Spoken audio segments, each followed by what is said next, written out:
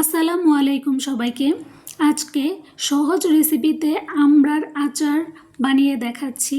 যারা আচার খেতে খুবই পছন্দ করেন তারা আজকের রেসিপি ফলো করে খুব সহজেই এই আচারটা বানিয়ে নিতে পারেন।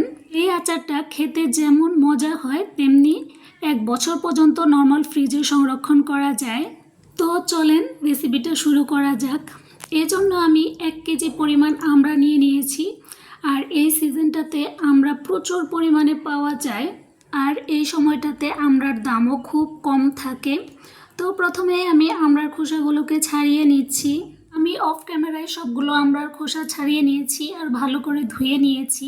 আমড়ার গায়ে যেহেতু অনেক কষ থাকে এজন্য ভালো করে ধুয়ে নিতে হবে। আর ছোট ছোট পিস করে কেটে নিয়েছি। এবার চুলায় আমি একটা কড়াই বসিয়ে দিয়েছি, আর কড়াইটা গরম হয়ে গেলে এর মধ্যে দিয়ে দিচ্ছি সরিষার তেল। আর এখানে দিচ্ছি 4-5টা শুকনা মরিচ আর 1 চামচ পরিমাণ পাঁচফোড়ন। এবার একটু নেড়ে দিচ্ছি, আর এর মধ্যে আমি কেটে রাখা আমড়াগুলোকে দিয়ে দিচ্ছি। এবার নেড়ে চেড়ে মিশিয়ে দিব। আর এখানে আমি কিছু মশলা অ্যাড করব। তো প্রথমে দিয়ে দিচ্ছি আদা রসুনের বাটা। আদা রসুনটা আমি বেটে ফ্রিজে রেখেছিলাম, সেখান থেকে খানিকটা কেটে দিয়ে দিয়েছি।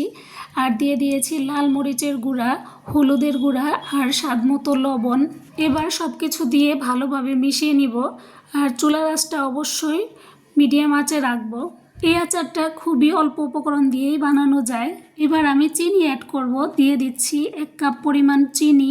আমি যেহেতু এই আচারটা টক ঝাল মিষ্টি করে বানাবো এই জন্য চিনির পরিমাণটা 1 কাপ দিয়েছি। আপনারা চাইলে এর থেকে বেশিও দিতে পারেন। আর ভিডিওর মাঝখানে আপনাদের কিছু কথা বলে রাখি, যারা আমার এই ভিডিওটা নতুন দেখছেন তারা অবশ্যই ভিডিওটিতে একটি লাইক দিয়ে দিবেন আর চ্যানেলটিতে সাবস্ক্রাইব করে দিবেন আরও নতুন নতুন ভিডিও পাওয়ার জন্য। আর একটা সুন্দর কমেন্ট করে যাবেন। আর সম্ভব হলে বাসায় অবশ্যই একবার হলেও ট্রাই করবেন। তো এবার চিনি থেকে অনেকটাই পানি ছেড়ে দিয়েছে। আর এবার আমি এখানে তেঁতুলের কাঠ দিয়ে দিচ্ছি। আর দিয়ে দিচ্ছি হোয়াইট ভিনেগার। এটা দিলে আচারটা অনেক দিন পর্যন্ত সংরক্ষণ করা যাবে। যদিও আমি সব ধরনের আচার নর্মাল ফ্রিজেই সংরক্ষণ করে থাকি, এই সিরকাটা দিয়ে বানালে এটা ফ্রিজের থেকে বাইরে রাখলেও অনেক দিন পর্যন্ত ভালো থাকবে। এই তো আস্তে আস্তে আচারের সুন্দর একটা কালার চলে আসছে, দেখতে অনেক লোভনীয় লাগছে। এবার আমি এখানে আচারের একটা স্পেশাল মশলা অ্যাড করব। মূলত এই মশলাটার জন্যই আচার অনেক টেস্টি হয়। তো আমি এখানে পাঁচফোড়ন, শুকনা মরিচ, এলাচ, দারচিনি, গোটা ধনিয়া আর সরিষা শুকনা খোলায় ভেজে ব্লেন্ড করে নিয়েছি। আর সেখান থেকে 2 চামচ পরিমাণ মশলা এই আচারের মধ্যে দিয়ে দিচ্ছি। আর এই মশলাটা অবশ্যই দিতে হবে, তাহলে আচার খুবই টেস্টি হবে। এবার চুলার আঁচ একদম লো ফ্লেমে রেখে আচারটাকে বানিয়ে নিতে হবে যাতে নিচে লেগে না যায়।